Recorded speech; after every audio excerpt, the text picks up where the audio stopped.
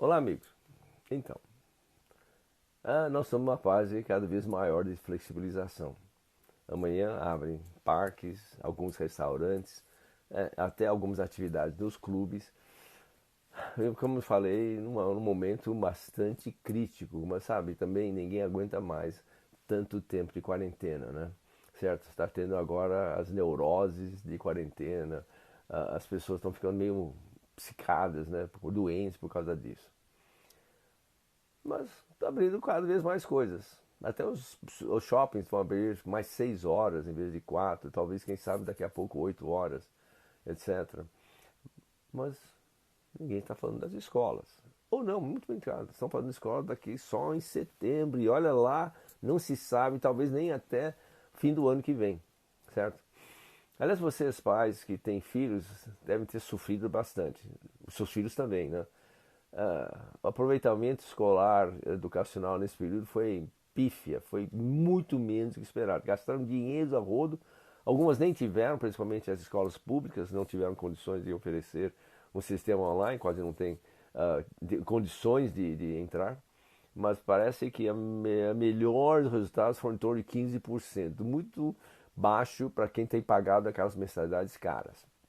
Sem falar de vocês, né? Pais que tinham que trazer home office ao mesmo tempo que estão cuidando das crianças, então não dava nem atenção para o trabalho profissional e tinha que dar atenção para a criança que está estudando. E a criança, obviamente, principalmente os menores, também os maiores também, não tinha disciplina ficar atrás na frente de um computador estudando. Realmente foi uma perda de tempo, certo? E vocês lembram que desde o começo eu falei que não era o momento certo. E sempre falei que as crianças não são aqueles monstrinhos carregadores cheios de vírus andando por aí, espalhando por aí, tá certo? Olha, nada como um dia após o outro, certo?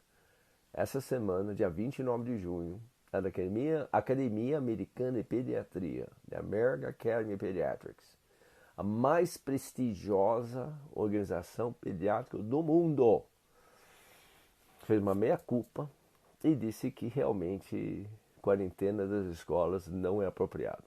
Bom, para que eles acham, sempre falam que eu não mostro as fontes, que é mentira, porque eu pesquiso muito bem antes de fazer qualquer coisa. Olha aqui, publicado, certo? Publicado, certo? Guidelines para abertura escolar no próximo semestre. Então, um roteiro de como se deve abrir as escolas no próximo semestre lá. Obviamente, isso serve para nós, porque crianças que estão nos Estados Unidos não são diferentes das crianças aqui no Brasil, pelo menos não fisicamente, tá certo? Talvez a qualidade da escola pode ser diferente.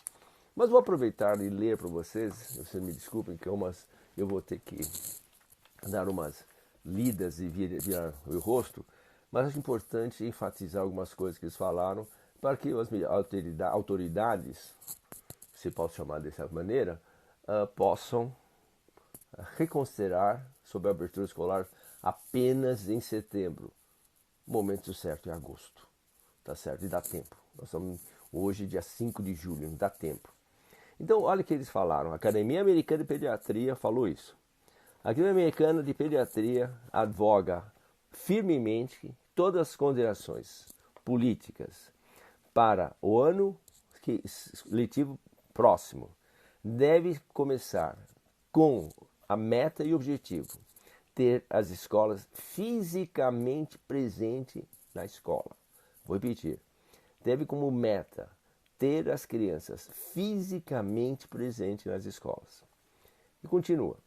As escolas são fundamentais para o desenvolvimento do adolescente e da criança e para o seu bem-estar e prover a elas instrução acadêmica, desenvolvimento de habilidades sociais, emocionais, segurança, nutrição adequada, terapia mental, terapia fonoaudiológica e física e oportunidades para atividade física, entre outros benefícios. Acrescentou que o papel das escolas vai além da educação e tem um papel importante, crítico, em endereçar as injustiças raciais e sociais. E que os últimos meses de fechamento escolar, certo? Teve um efeito, um impacto devastador muito maior. Teve um impacto devastador muito maior nas crianças de cor, como as crianças de baixa renda familiar e aquelas crianças com dificuldades educacionais. Ele continua, certo?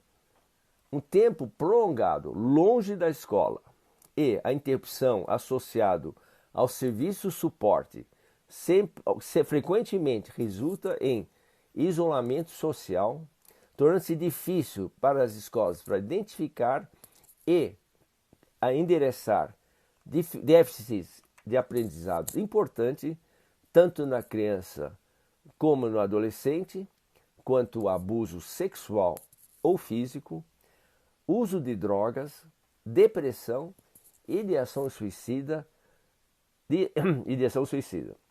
Estes, por sua vez, põem essas crianças e adolescentes no risco considerável de morbidade, ou seja, doenças, e em alguns casos de mortalidade. Vocês lembram disso, né? Eu falei isso muitas vezes sobre isso. Então, entretanto, a AP cita que tem evidências concretas que o Covid-19 parece comportar diferentemente em crianças e adolescentes de uma forma diferente das outras doenças, o vírus respiratórios, como a influenza, no qual foi adotado essa base, esse de fechamento escolar. Esse grupo de pediatras da associação afirma que parece ser muito menos provável a criança tornar-se infectado e de disseminar a infecção. Vou repetir. A AP acredita que as crianças são menos propensos a tornar-se infectados e de espalhar a infecção. Falei isso meses atrás. E que as políticas para mitigar a disseminação de Covid-19 dentro das escolas deve ser balanceado, equilibrado, né, com os conhecidos danos à criança, adolescentes, famílias e à comunidade por ter deixado a criança em casa.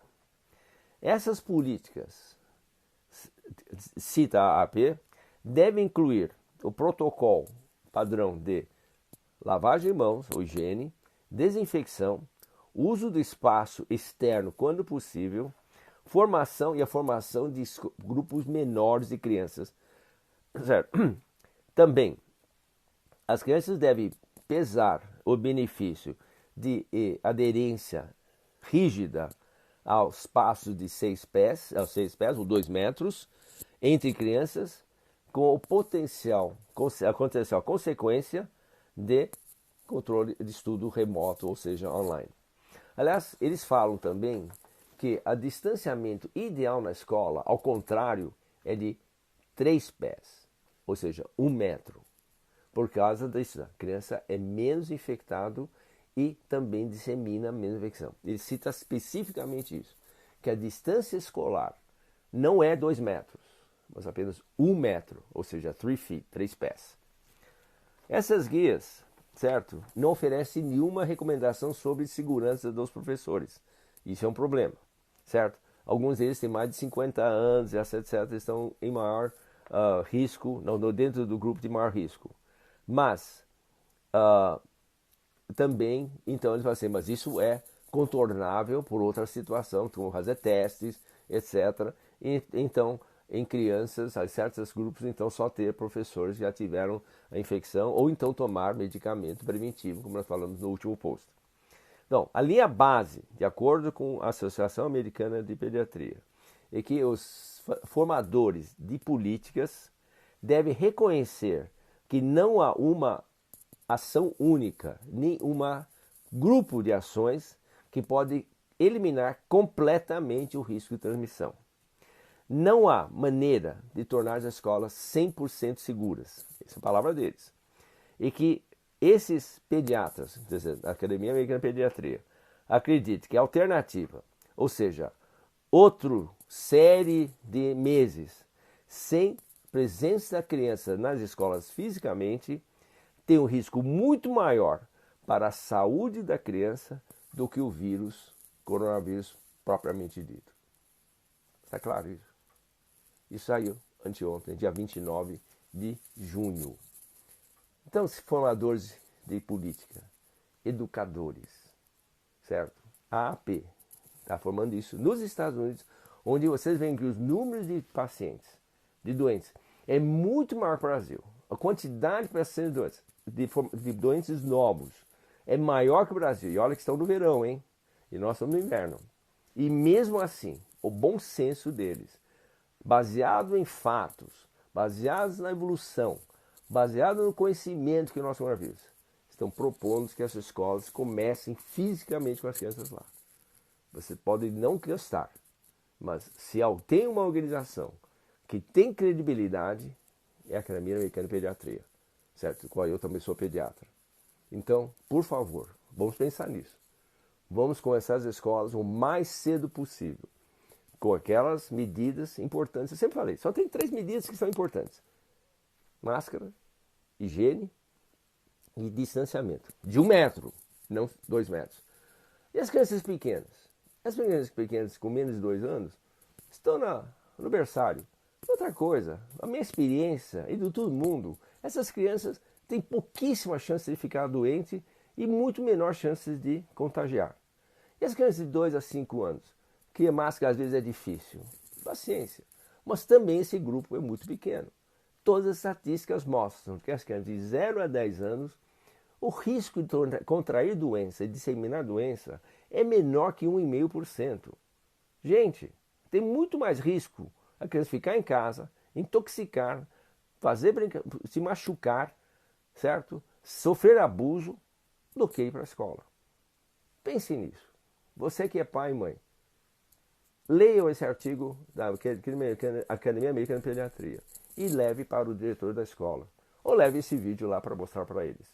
Quem fala para vocês é um pediatra com 50 anos de experiência e que, felizmente até agora, só riu uma coisa: previ errado o número de pacientes que ficam doentes. É que também não imaginava a tamanha do erro grosseiro, certo? Desses nossos governantes ao fazer o lockdown no momento errado e agora a flexibilização também no momento errado. Ok? Até lá. Obrigado.